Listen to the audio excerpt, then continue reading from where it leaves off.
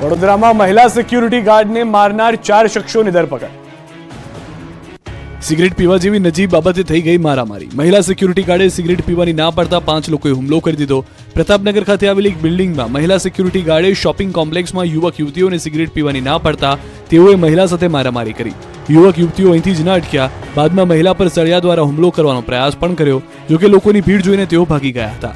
મારામારીની ઘટના સીસીટીવીમાં કેદ થઈ હતી। મહિલાના વાળ ખેંચી મારામારી કરવામાં આવી હતી।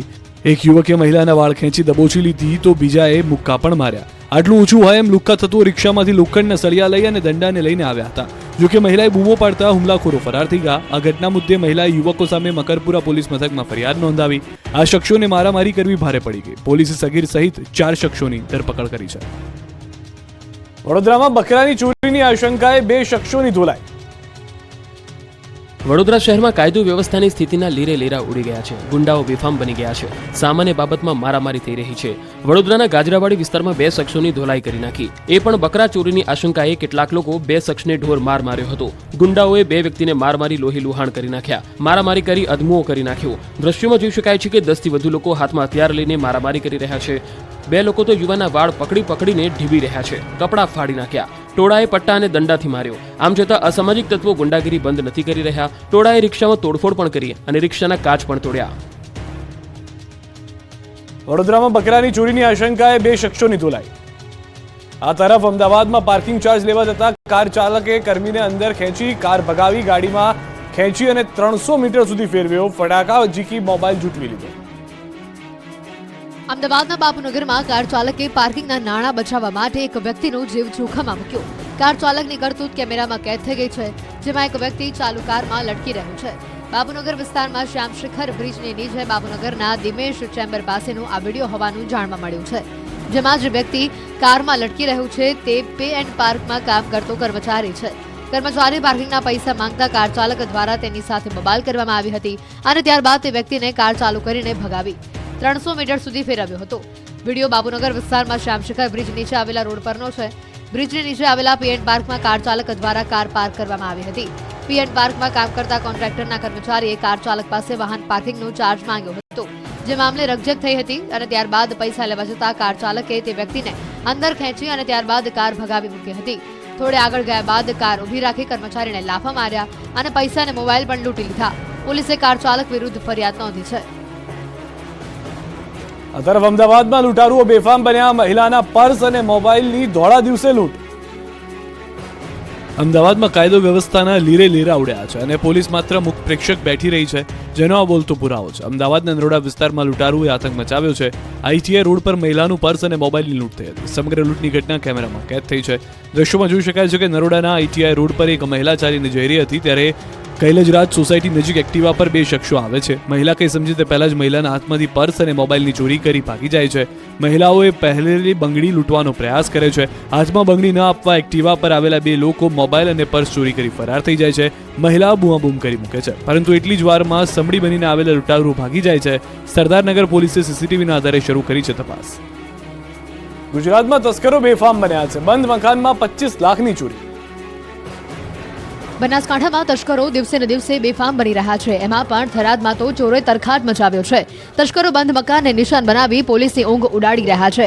ત્યારે આ વખતે સોની પરિવારના બંધ મકાનમાં ધાડ પાડી થરાદ શહેરમાં રહેતો સોની પરિવાર માતાજીના પ્રાણ પ્રતિષ્ઠા મહોત્સવમાં ગયો હતો, જે વાતનું ધ્યાન રાખીને બંધ મકાનમાં ચોરો ત્રાટક્યા। ઘરમાંથી 25 લાખના દાગીના ઉઠાવી રફુચક્કર થઈ ગયા। મકાન માલિક ઘરમાં સોના ચાંદીના દાગીના બનાવવાની દુકાન ચલાવે છે।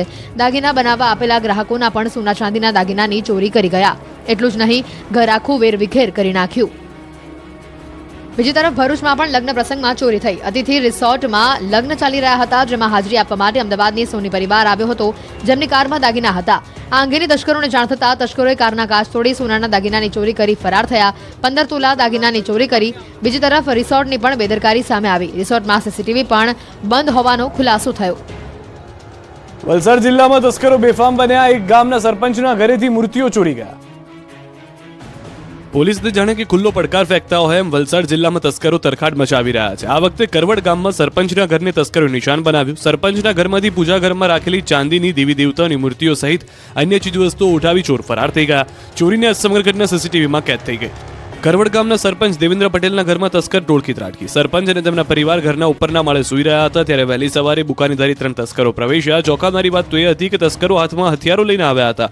ઘરમાં પ્રવેશી ત્યારબાદ ઘરના ખૂણે ખૂણે તપાસી અને અન્ય કઈ વસ્તુઓ ન મળી. આખરે ઘરના પૂજા ઘરમાં રાખેલી ગણેશજી અને લક્ષ્મીજીની મૂર્તિ સહિત અન્ય દેવી દેવતાઓની ચાંદીની મૂર્તિઓની ચોરી કરી અને ફરાર થઈ ગયા. આ તરફ વાપીમાં પણ તસ્કરે તરખાટ મચાવ્યો. કાર વર્કશોપમાંથી 85,000 ઉઠાવી ગયા. વાપી નજીક હાઈવે પર તસ્કરે એક કાર વર્કશોપને નિશાન બનાવી. વર્કશોપની ઓફિસમાં પ્રવેશી ₹85,000 રોકડા અને અન્ય સામાન મળી કુલ 1 લાખથી વધુની ચોરી કરી ફરાર થઈ ગયો. જોકે ચોરીની આ સમગ્ર ઘટના સીસીટીવી કેમેરામાં કેદ થઈ ગઈ. વાપી નજીક અમદાવાદ મુંબઈ નેશનલ હાઈવે પર આવેલા એક મોટર વર્કશોપમાં એક તસ્કર બિલ્લા પગે ઘૂસ્યો હતો. યુવાન દેખાતો ચોર વર્કશોપની દિવાલ કૂદી અને અંદર પ્રવેશ્યો હતો અને ત્યારબાદ વર્કશોપની ઓફિસના તમામ બાજુ ચક્કર મારી કાચની બારીમાંથી ઓફિસમાં ઘૂસ્યો. ત્યારબાદ ઓફિસના ખૂણે ખૂણે ફરીને તેને અંદરથી 85,000 થી વધુ રોકડ રકમ અને અન્ય કિંમતી વસ્તુઓ મળી 1 લાખથી વધુની ચોરી કરી. જોકે ચોરી કરતી વખતે આ ચોરે ઓફિસમાં લાગેલા સીસીટીવી કેમેરાની દિશા પણ બદલી નાખી. આમ વર્કશોપની ઓફિસમાં હાથ ફેરો કરી અને ચોર બારીથી બહાર નીકળી અને રાતના અંધકારના પલાયન થઈ ગયો. સવારે વર્કશોપ ખુલતા ચોરી થઈ હોવાનું ધ્યાને આવતા પોલીસને જાણ કરી હતી. પોલીસે સીસીટીવીના આધારે ચોરને પકડી લેવા તપાસ હાથ ધરી. વાપીના ચણોદમાં દુકાનમાં આગ લાગતા અફરાતફરી. વાપીના ચણોદમાં દુકાનમાં આગ લાગતા અફરાતફરી સર્જાઈ હતી.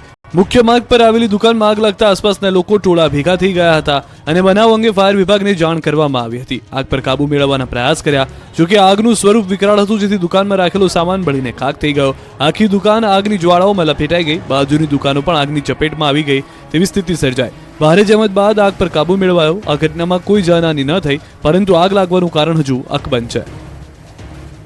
રાજ્યમાં રફતારનો જોવા મળ્યો કહેર. રોડ પર અકસ્માતના જુઓ ખતરનાક દ્રશ્યો.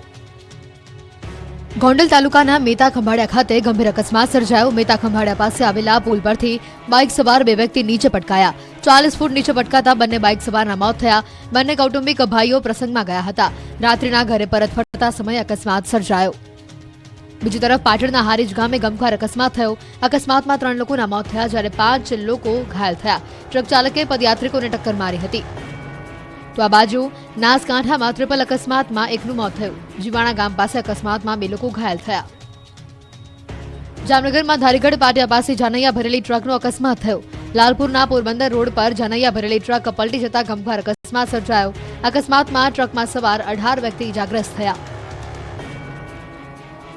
તો રાજકોટ જેતપુર હાઈવે પર અકસ્માતમાં વૃદ્ધને ગંભીર ઇજાઓ પહોંચી. ભરૂચના અંકલેશ્વરમાં ટ્રાફિક જામના દ્રશ્યો જોવા મળ્યા. આમલા ખાડી બ્રિજ પર વાહનોની લાંબી કતારો લાગી. પાટણમાં વધુ એક ગમખ્વાર અકસ્માતમાં ઘટના સ્થળે 3ના મોત. એક ઘાયલ. ઝાડ પરથી ભમરા ઉડતા દુર્ઘટના સર્જાઈ. ભમરાના કારણે કાર ચાલકે જીવ ગુમાવ્યો. સ્ટીયરિંગ પરથી બેકાબુ થતા કાર ઝાડ સાથે અથડાઈ હતી. અથડાતા ગમખ્વાર અકસ્માત થયો. કારમાં સવાર તમામ મહેમાન મહેસાણાના હોવાની જાણકારી. ચાણસ્માના ગરમોડા પાટિયા નજીક અકસ્માત. પાટણ જિલ્લામાં આજે અલગ અલગ 2 અકસ્માતની ઘટના. 2 અકસ્માતની ઘટનામાં કુલ 6 લોકોએ ગુમાવ્યા જીવ.